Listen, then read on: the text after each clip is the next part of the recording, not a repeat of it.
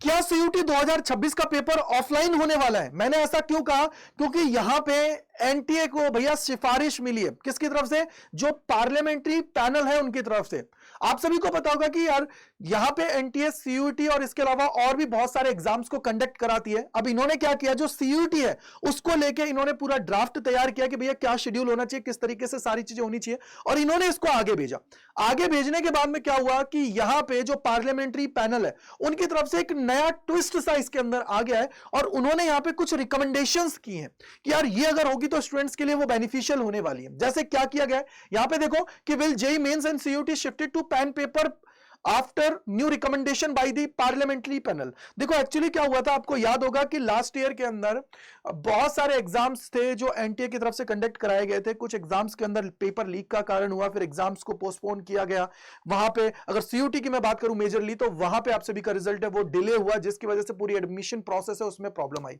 और जब admission process में प्रॉब्लम आई तो जिसकी वजह से जो काफी बड़ी बड़ी यूनिवर्सिटीज है उसके अंदर सीट्स वैकेंट रह गई। तो ये बहुत सारे मेजर इश्यूज थे जिसके ऊपर एक जो एजुकेशन मिनिस्ट्री है उसकी तरफ एक कमेटी बनाई गई। उन कमेटी ने वहां पे रिकमेंडेशन दिए, जैसे आपको मैंने रिसेंटली बता भी दिया था थोड़ी दिन पहले कि यार रिजल्ट में डिले ना हो, एग्जाम्स अच्छे से हो, सारी चीजें थी। लेकिन यहां पे क्या हुआ कि जो ये पार्लियामेंट्री पैनल है उनकी तरफ से रिकमेंडेशन आई, और यहां पे क्या हुआ कि इन्होंने बोला है कि भाई जो एग्जाम्स हैं, आपको याद होगा कि सीबीएसई और यूपीएससी की तरफ से भी ऑफलाइन पेपर ही होते हैं, तो वो बहुत अच्छे स्मूथली हो जाते हैं, कोई पेपर लीक की कोई प्रॉब्लम नहीं होती है।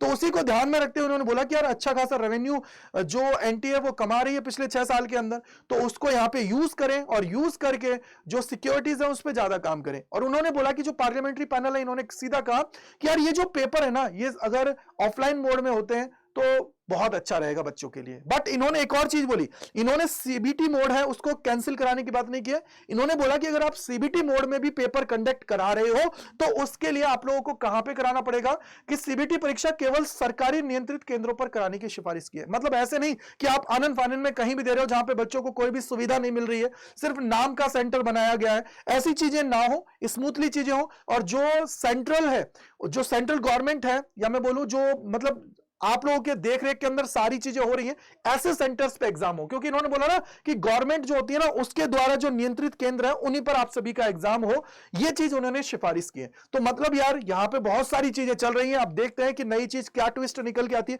क्या आप लोगों का पेपर है ऑफलाइन होगा या फिर ऑनलाइन होगा, बहुत सारी चीजें देखते हैं क्या होता है। आप कमेंट सेक्शन के अंदर बताइएगा कि क्या लगता है आप सभी को कि क्या आपका पेपर सीबीटी मोड में होना चाहिए या ऑफलाइन होना चाहिए, क्या चीजें आप सभी के लिए बेनिफिशियल होगी। क्योंकि हम एक ही चीज चाहते हैं कि भैया हमारा पेपर टाइमली हो जाए, पेपर अच्छे से कंडक्ट करा दिया जाए, जिससे हम अपनी एडमिशन प्रोसेस है उसको अच्छे से कंप्लीट कर लें।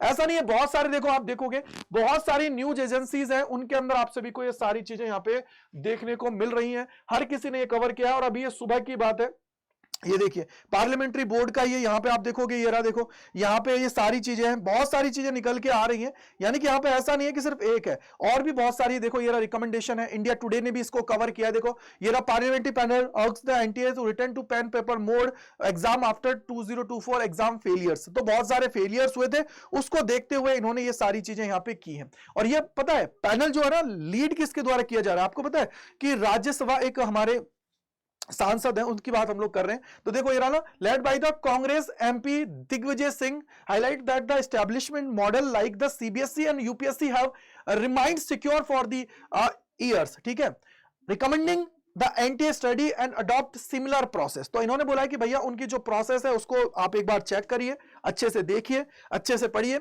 जिससे कोई प्रॉब्लम ना हो और पेपर्स बहुत अच्छे से स्मूथली हो जाए। आई होप आप लोगों को समझ में आ गया होगा। मेरे को एक चीज चाहिए कमेंट सेक्शन के अंदर, क्या आप लोग चाहते हो कि यार सीबीटी मोड के अंदर हो या फिर ऑफलाइन पेपर हो? हम तो एक ही चीज चाहते हैं। मैं तो अगर एज एजुकेटर बोलूं तो यार जैसा भी पेपर आप कराना चाहते हो करा लो, बट बच्चों को उसके लिए सबसे बेस्ट सोल्यूशन मिलना चाहिए। ऐसा ना हो कि बाद में फिर प्रॉब्लम्स आ रही है, फिर दिक्कतें वो फेस कर रहे हैं, वैसी चीजें ना हो। अगर आप बोल रहे हो कि सीबीटी मोड में हो तो भैया जो सेंट्रल गवर्नमेंट्स है उसके अंडर जितने भी सेंटर्स आ रहे हैं उनके थ्रू आप एग्जाम कराइए, बट स्मूथली कराइए, रिजल्ट जल्दी से पब्लिश कर दीजिए। ये सारी कहानियां आप सभी के लिए निकल के आ रही है। मैं अगर बात करूं आज तो भाई आई होप आपको समझ में आ गया होगा कि किस तरीके से सारी चीजें हैं। और सबसे बड़ी बात मैं एक चीज और बोलूंगा, वो ये है कि यार यहाँ पे चैनल को सब्सक्राइब कर लीजिएगा और कमेंट सेक्शन के अंदर जरूर बताइएगा, चैनल को लाइक भी, वीडियो को लाइक कर दीजिएगा, जिससे मैक्सिमम लोगों तक ये पहुंच पाए। और तैयारी बेहतर करने के लिए आप सभी के लिए जो कोर्सेज हैं वो अवेलेबल हैं, तो आप लोग जाके उनको एनरोल कर सकते हैं और अपनी तैयारी अच्छे से स्टार्ट कर सकते हैं, जिससे आप लोग अच्छे से आगे बढ़ पाए। दूसरी चीज, अगर आपको बैचेस के अंदर एनरोल करना है तो वो भी बता देता हूं। देखो, क्योंकि अगर ऑफलाइन होता है कैसा भी होता है भैया, तैयारी तो करनी पड़ेगी। यहाँ पे आपको आओगे, यहाँ पे आपको साइंस कॉमर्स आर्ट्स जिसमें भी जाना है चले जाना, और जाने के बाद में आपके सामने बैचेस के लिंक्स हैं, उस पर क्लिक करोगे, देन मोर ऑफर्स पे जाना है, यहाँ पे कूपन कोड एंटर करना है जो आप सभी का है Y485। जैसे ही इसको अप्लाई करोगे तो आप सभी का ये जो बैच है बहुत सस्ता आप सभी को मिल जाएगा यूजिंग द कोड Y485। तो thank you, bye bye to all, God bless you, जय हिंद जय भारत। मिलते हैं इस प्रकार की और वीडियोस में।